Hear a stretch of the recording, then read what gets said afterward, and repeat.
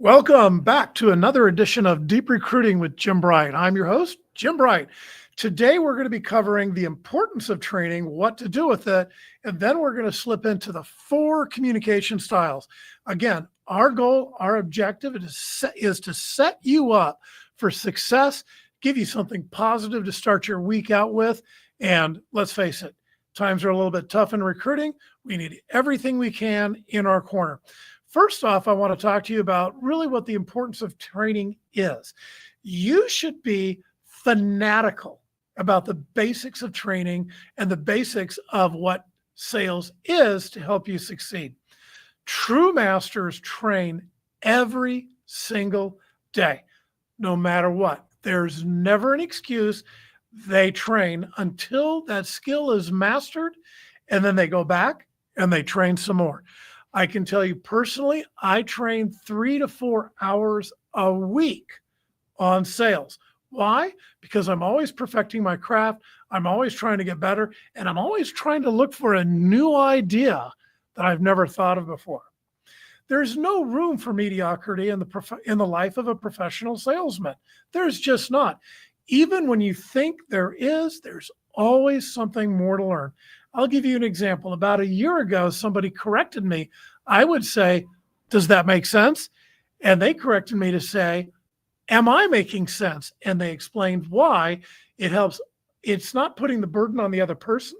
It's putting the burden on me.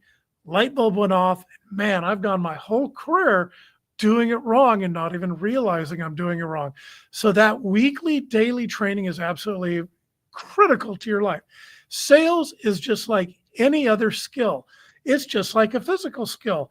The more you learn, the more you practice, the desire to constantly improve puts you on the path to winning in life.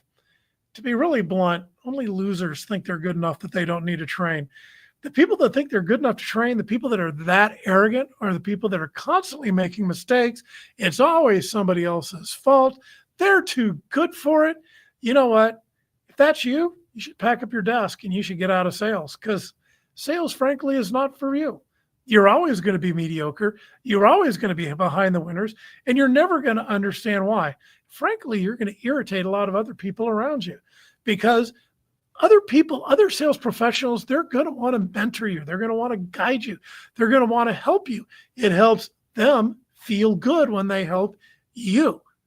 And you want them to feel good, don't you? And you want to feel good by mentoring other people on things you've learned, don't you? Your mind's default position is what runs the show. And to create that default position, again, goes back to training. It always comes back to training. When my sales slip, I go back to the basics. One of my favorite books for the basic is the book Ziglar on Selling by Zig Ziglar. Highly recommended. The more winners put emphasis on the preparation that they do, the more emphasis they put on a formal presentation, the more emphasis they put in a performance review, the more emphasis they put on a networking event, you will default to that level of preparation. Athletes understand this. They spend hours mastering their craft outside of the big game so they can perform when it matters the most. I think it was Michael Jordan would practice his free throw 3 hours a day. Even when he was the GOAT, he did it for 3 hours a day. Do you think you're better than Michael Jordan? Are you better than Michael Jordan at sales? And you think you don't need to practice? You need to practice every single day. You need to go back to the training every single day. Brian Flanagan taught me something about, my goodness, 30 years ago. Process takes pressure off the person, or sales process takes pressure off the sales professional. So again, process takes pressure off the person, and the sales process takes pressure off the salesperson. That was Brian Flanagan, a quote from him. If you don't know who Brian Flanagan is, I suggest you check him out. It's Brian with a Y. Now, let's jump into the 4 basic communication types. This is going to be a lot of fun, a little cheeky, a little easy. The first one right here is the driver. The driver, for always like this. They've always got to be going. They've always got a deal. Something's always happening for the driver. They're not sitting still. They've got no time for your small talk. They just want to get down to business. They make quick decisions, but they're also very easily overwhelmed by data, by details. So when you're selling to a driver, the key is be good, be brief, and be gone. Get to the point and your impact statement faster than you will with the other three styles. If you're a driver, you need to know when to make a logical, analytical argument and provide details. And I know you hate it because I'm a driver, but you just have to accept it, that not everybody buys like you do, and you're going to have to take that step back and not be that aggressive. Personality type number 2, the influencer. The influencer loves to chat. They're very outgoing. Influencers, they decide quickly, but they do it with their gut, a lot like the driver does.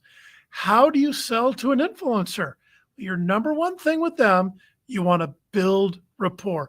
You're really going to have to spend a lot of time at the beginning, middle, and end of your sales call building rapport with them. If you are the influencer, you need to recognize when you're wearing the people around you out with your chattering. Okay. And it's very easy to do, especially if you're dealing with a driver. Driver doesn't want to listen to all that. Analytical types will also get very easily frustrated with you because you're dealing purely on an emotional level and they want to be on the analytical level. So when you're dealing with a driver or an analytical type and you're the influencer type, you want to get to that point and you want to get rid of all that fluff. Third personality type, the steady relator.